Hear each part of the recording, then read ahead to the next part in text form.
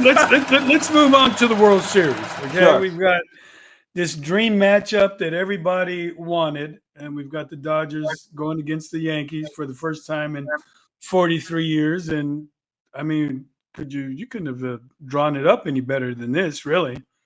No, this is much. I remember talking to David Stearns when it became Magic and Bird, and me and a couple of the writers. One night we were out having a few pops, and we said, David, you got to start promoting this all the time.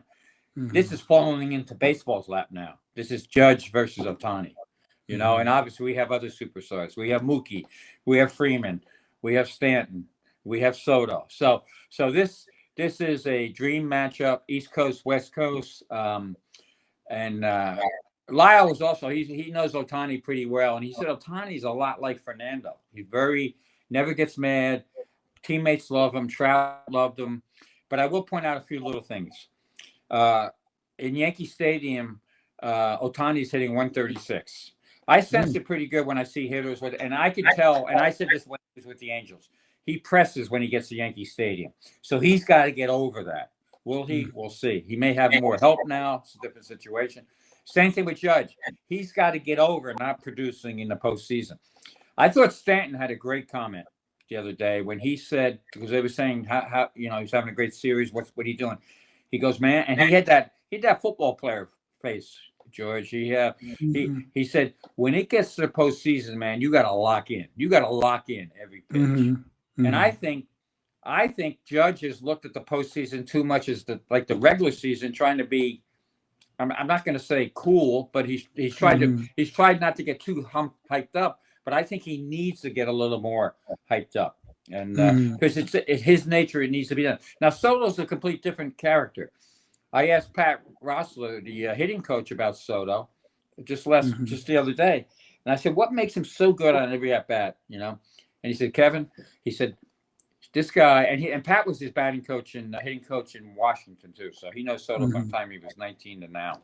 And he says this guy approaches. He's in a comfort zone in every at bat to such a level that there is no big at bats, no small at bat. Every at bat's the same, and that's why he's always locked in. So you got that with this World Series. We talked a little bit about the pitching. I think, and I'm going to go on a limb here, I think there's never been a bigger game one in World Series history. Wow. Yeah, and I'll say why. First of all, Cole has not been himself totally, but he's had plenty of time to rest. I think there's something going on with his elbow, but I think he'll be fine. 4 innings last start, 4 and a third. He needs to get it together. And the Dodgers starter, the kid who came over from the Cardinals, Flaherty. Flaherty. He can get a little overwhelmed sometimes, or a little other things come into his head. If you remember, he was yelling at Machado during the game, when one of the Padres series, they got in his head. So if Flaherty pitches well, Dodgers are in great shape. If Flaherty can't get the job done, I think the Dodgers are almost in panic mode, because if the Yankees win game one, then you got Yamamoto, and then you got Walker Buehler, because Buehler's probably better on the road. But you got that bullpen game in game 4. So the Dodgers could be facing a situation where if they lose game one, things have to really go their way just to be 2-2 after 30. Wow. So I think if the Dodgers win that first game, they're sitting pretty. If the Yankees win it, it'll go forward. And who knows I never know how to predict these things. I mean, I did say though, when Aaron Boone hit that home run, I was sitting with our friend Tom Keegan in the press box, auxiliary press box at Yankee Stadium, and I turned to him before the game and I said, you know what? I have a feeling that some kind of minor player in the Yankees is going to win a game-winning home run today. And since Bucky Dent did it way back when, I said, I'm going to go with the letter B. I think Aaron Boone is going to hit a game-winning home run, and he did. Right. But I can't predict. I mean, it's the good. I think there's one good thing I will say, that I'm glad both series ended relatively early, so these teams can at least line up and bring their best players to game one, healthy. Do you have a gut, Kevin? My gut says Dodgers in 7 games, but that could change. Yeah. Because I'm still not sold on the Yankees, simply because if you look at it during the Guardians series, if the shortstop catches the pop-up in game 1, or if the shortstop catches the flip in the last game, the Yankees might lose both of those games. They could be facing a Game 7 situation against the Guardians. The Dodgers lineup has an athletic lineup. They're pretty deep. The Yankees aren't good against, the Yankees, like our buddy John Sterling said, the Yankees run the bases like drunken sailors, So, Yeah. so and again, I used to Yeah. do the fifth inning thing with Sterling back in the day when our newspaper promoted it. It was he always wanted me instead of the other guys. He said because I was fun with him, but I love John. He's the best. But and he's not afraid to tell it like it is. So let's not say, even though the Yankees are there, let's not say they're a flawless team. They've had some issues. Same with the Dodgers. So whoever gets it together, but my gut tells me Game 7, Dodgers. If the Yankees win Game 1, the Yankees will win that series pretty good. Yeah, I think the key might be just who has the better series, whether it be Soto The big or three. Mookie Betts. Yeah. Because I think probably Judge and Ohtani cancel each other out, maybe, and then Mookie started swinging a hot bat in the championship series, and we also saw what Soto did. So that was that was just along amazing. those lines, George, you got to figure, as much as I said about Ohtani's 136, Mookie's got to feel really good going to Yankee Stadium. He had success there in Boston and beating the Yankees, although in 2018 and things like that. So yeah, that's a great point, and I think it always comes down to not the star you thought it's going to be, but somebody else. And Soto's had his Yankee moment. I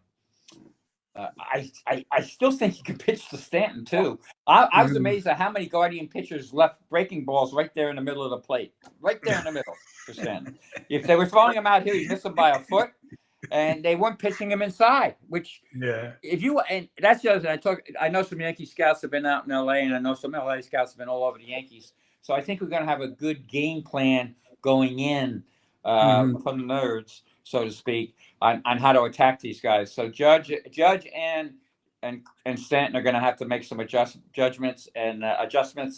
And if I'm them, if I'm facing the Yankees, I pitch Judge high fastballs and inside a little bit. Same thing with Stanton, then breaking balls away. And whoever wins that battle, the Dodgers do have some good late inning arms. Evan Phillips is good. Blake Trinan is good. He spins the ball, which could give the Yankees trouble. Luke Weaver's a great kid. I'm in Florida now, and Luke's from about a half hour away from where I am.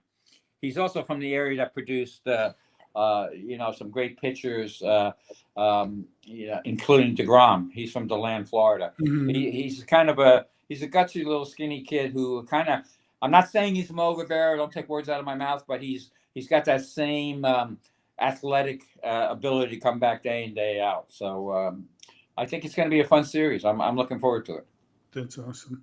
So what happens with Soto and our buddy Pete Alonso at the end of the year? What do you think? I've been saying it all year. I'm not going to change for your show. Soto becomes a Met. I felt it all along. Alonso, they move on from Alonso if they sign Soto. It's really that simple. Alonso will have plenty of takers. He could help like the Cubs. There's a million teams he could help. And as crazy as it sounds, and you guys tell me if you think I'm wrong, there's a side of me that says Alonso would be better getting out of New York. I think he puts too much pressure on himself in New York. I've always said, and I love Pete, but he's a chocolate lab. He's running around like crazy. That's who he is. Let him be that guy. And sometimes in New York, it doesn't happen. So I feel that I think if Soto wins the World Championship, I think there's even more of a possibility of him leaving the Yankees. I feel in my heart of hearts that Soto wants to be the man, and you can't be. Nobody can be the man with the Yankees except Aaron Judge. That's just the way it is. And Lindor, yes, Lindor is a superstar, but it's a different kind of superstar. Different, yeah. And also, let's not forget this. We began talking about Latinos and situation. I thought the Mets made a brilliant hire when they hired Carlos Mendoza as manager. I knew Carlos well from his Yankee years. Great baseball guy, speaks the language, and I think, again, looking at the big picture, Soto could get the most money probably from the Mets. He can have a Latin manager He can be the man, and he can still be in New York. That's a lot of pluses. Yes, it is. Well, I agree with you about Pete. I think he flourishes in maybe a smaller market, Yes. less pressure. He's that kind of guy. The Brewers, but he'd be great with the Brewers, or the Cubs have the money, so go to the Cubs, And I could see Pete. He'd be in the Wrigleyville bars after games, hanging out. That's Pete. he'd be getting a cheeseburger Cubby Bear over at the Billy Goat Tavern. Kevin, one quick question for you. What you've been in the biz a long time. What era, I guess, would you say was, your favorite? I think I like them all. One thing about me, I think I was built to do this because I don't have the greatest memory sometimes. I turn the page quickly. So in this job, I was always doing new things the next day or whatever, going here and there. So I had a lot of great eras. I mean, I was a young writer in the 70s. The first time I walked up to Thurman Munson, late 70s. And I kind of like this era because the guys were so crazy. So Thurman, he looks at me up and you got to remember, I had much different me. I had a big red afro. Okay. So I walk up to Thurman, and in the old Yankee Stadium clubhouse, and Thurman was kind of like my guy. I loved him. I followed him right on through. I loved the way he played the game. So it's a big clubhouse, big, and his locker was over here. So I woke up and I said, hey, Thurman, you got a second? I want to ask you a couple questions. And he gives me, and this is how it used to be, George, He gave me the up and down. They give me the up and down. Now he yells across the clubhouse to Goose Gossage. He goes, Goose, look at this bleeping redheaded leprechaun wanting to ask me a question. This bleeping redheaded leprechaun wants to ask me something. And now everybody's looking, of course. That was the fire, though. They put you through the gauntlet. Yeah. And then when he was done with all that, what do you need, kid? And he was great. And later in years later, I was very influential in getting Goose in the Hall of Fame. I dug up a lot of stats that showed he deserved it. And Goose and I are tight. But that era was very special simply because it was a renegade era. I mean, look at Yankee. I talked to Chris Chambliss the other day, guys, and he hit the home run against Kansas City. You saw what the fans did to the field after that game. Reggie used to come out sometimes, and he would give us grief. And you had to wait, but they were at their locker. I give them credit. They were at their locker in that era. So that's another reason why I like that era. They couldn't hide. And Reggie had to be after the 3 home runs, he was an Arizona State running back, and he had to weave through. And Chambliss had to do the same thing. I don't know if you guys knew this. It came up in our conversation, and I didn't know it, but Chris is a great guy too. But his dad was a Navy chaplain, so he moved over a lot of places. But he lived mainly in Oceanside, California. And then his dad got reassigned somewhere, and he actually lived with another family. But Chris was a dynamic. He still holds records in football as a running back in California back in the day when it was unbelievable athletes. So I asked him, who's the better running back, him or Reggie? And so that's that era. They were great athletes. They did different things. So if I had to say, and then I would also move that era up a little bit into Bird and Magic, because those guys were regular guys. You could just. I remember before Game 7 sitting at the pool at the Marriott with Bird and McHale and those guys, and next thing you know, they're fighting. Showtime is getting knocked to the ground, and it was that to me was the greatest era. The fans were normal. There were no moats in stadiums. That drives me nuts about Yankee Stadium. You have your elites in the first rows, and then you have a moat, and then you have fans. And back then, it was all together, and so that's definitely my favorite time. Yeah, no doubt. I mean, you sometimes don't want to sound like the old guy in the room, and back in my day, but we are.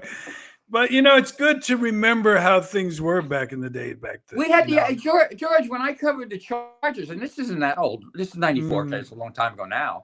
We talked 30 years, whatever.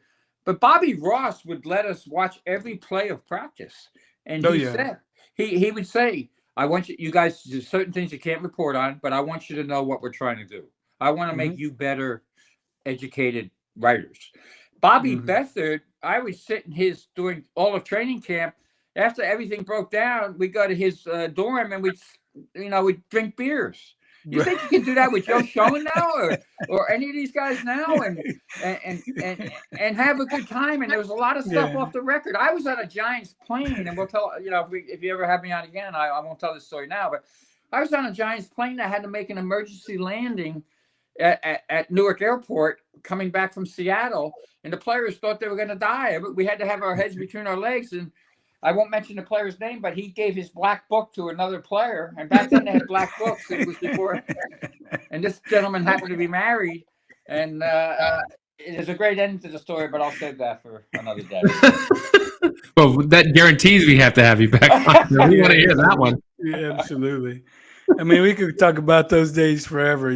I can, the kind of things we did. We had total access to the locker room. Yes. All of practice and basically all day long. My day ended like at 9 o'clock at night because it was a long day.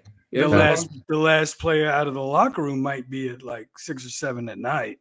Sure. Because Otis Anderson was in charge of the tickets. So Otis had to decide, who all got the tickets. Who got what? Yeah. So with the girlfriend section is up in the upper deck and the wives section is in the lower deck. And you did not want to mix the two together. No. So those were the kind of. When I first went out to the Padres in 1988, I came in cold. They don't know me from anybody. And I would show up I was in Yuma, Arizona. And I don't know if you guys know this. Yuma, Arizona was a great place to have spring training because they couldn't hide. I was in the same hotel with the guys, all the Alomars, and everything. But Yuma, Arizona has the greatest high school nickname for a football team and a mascot for ever. That used to be the territorial prison. So their nickname is the Crims, the Yuma Criminals. And to this day, there's a Tommy Lee Jones looking guy behind a wall with bars. And so I show up, but I could, just like you just said that, I could show up in the locker room at 7:30 in the morning and stay all day. Nobody would say a word to me. Now they're shepherded in like sheep. They stand in the corner. We'll bring out this guy. It's all programmed. It's terrible. And I remember that first week, Andy Hawkins who came up to me, and Andy was a tough guy, pitcher, and he knew I came from New York. So he had that Southern drawl, and he goes, "Hey, I just want to let you know, none of that New York bullshit is going to work in here." And I said to him, "Andy, how about I write and you pitch, and we'll worry about it, and we'll see how it works out." And we got along great. And also, George, I don't know if you ever had this situation. That first year, the players let me in the pool for the NCAA. And I won the pool. I won all the players' money. That gave me instant credibility with those guys. Tony loved me after that because Tony was a basketball junkie. Tony. Yeah. So put it this way: I can't show up at 7:30 in the morning going to the locker room anymore in spring training. I certainly can't get in the pool with the players. I can't have a player yell at me and me yell at him back and not becoming a big thing. And I can't have access. Bobby Beathard's secretary used to watch my youngest child now, who's 30. Geez, Corey he was born in 91. So it was such a busy day that when I went out to practice, Bobby Beathard's secretary would watch my kid, and sometimes he'd fall asleep under her desk. You can't do any of that today. I'll leave you with this. Red Smith. I'm sitting with the famous Red Smith. I don't know if you ever meet Red, George. Did you ever meet Red? No, he was gone before I came around. He was a great guy. And I think he liked me because of my red hair. And like I told you earlier, I had a lot of it back then. So we're sitting and courtside. That's the other thing. We had great seats, courtside. Oh, yeah. I mean, the players used to come up to me. I can't even begin to tell you what they used to say to me. It's unbelievable. About maybe the liaisons they had early in the day, where they are, physically. And they look at the stat sheet, because back then they wouldn't have, they had to look at your stat sheet. And so I'm sitting there with Red Smith one day, and I was a little inquisitive, and I wasn't just a quiet, wallflower. I said, Red, why did you become a sports writer? Because he's a super talented guy, could write anything. He could do whatever he wanted. And he looked at me and goes, you know what? I wanted to be a millionaire without the hassles. And I think that summed it up, because in our era, and I'm a little older than you, but in our era, we lived like millionaires. We flew, my whole, for years I flew. Well, did you get a flying colonel card from the Giants when you covered the Giants? No, I didn't get that. See, when I covered the Giants, I worked for a small paper at first, and they put us on their charter. So the Delta rep gave every one of us a flying colonel card, which I used for the next 30 years. It got me first class in Delta for 30 years. I'm sitting in the front row. I missed out. Yeah, I'm sitting. I still remember the guy's name, Ed. And I'm sitting in first class once going cross country, and who sits next to me but George Carlin? And we get hammered. We each have a bottle of wine or something, and we're having the greatest trip of the world. By the middle of the flight, he's telling the flight attendant, who back then were known as stewardesses. We had one grumpy stewardess. The others were great, and he started calling her Sister Mary Stewardess, and like a Saturday Night Live skit or something. Yeah. But those experiences, that was like living like a millionaire. Yeah. Absolutely. These guys now, you read about these guys now. They got to fly, and their flight got canceled, and they're riding on the planes, and they're doing this, doing that. No, I'm not going to trade my era, and I'm glad I lasted to 2020, and I'm still writing now. Absolutely. Well, good to have you on, Kevin. Good to see you again, buddy. Great being with you guys. Great, George. Glad you're doing well. Good luck with the show. And absolutely, man. Glad to have you on. I'll promote it on our podcast. Coaching Kernan is the name of ours, and it's actually we've hit 100,000 subscribers now, which is nice. Wow. That's awesome. That's very good. Yeah, that's great. Yeah, we have. I could listen to you all day, Kevin. That's what we had. That was the other thing we did. We had fun in press boxes. We actually talked to each other. Yeah. Now they're like, yeah, right. They're twittering. Yeah. TikToking. Yeah. Yeah.